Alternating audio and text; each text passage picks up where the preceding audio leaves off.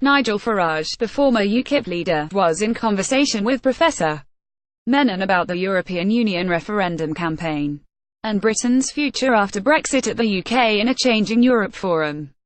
Professor Menon, who is director of UK in a Changing Europe, was attempting to make the case for an extended transition period before Britain fully leaves the EU.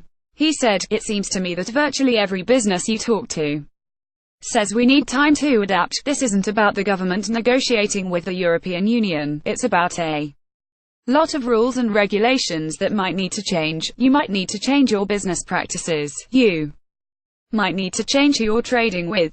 It will take time. Why are you so opposed to that?" But Mr Farage emphatically dismissed his argument, saying, "You're missing something, which is that 80% of the British economy does not trade with any overseas country or any overseas company at all.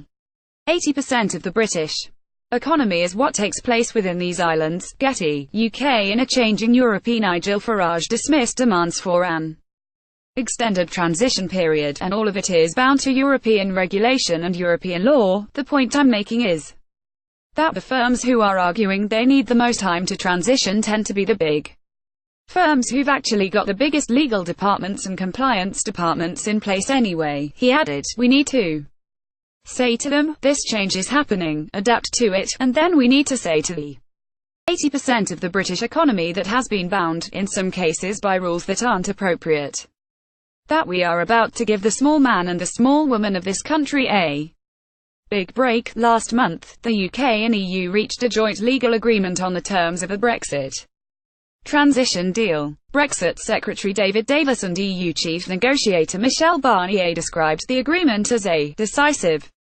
step towards Britain's exit from the European Union. The deal means the UK will be able to negotiate trade deals with other countries during the 21-month transition period, which will begin when Britain officially leaves the EU in March 2019. Britain will be fully free from EU rules from the end of December 2020. However, the UK was forced to make key concessions in order to secure the deal, including a commitment to the rights of EU citizens who arrived during the transition period and a backstop deal to avoid a hard Irish border.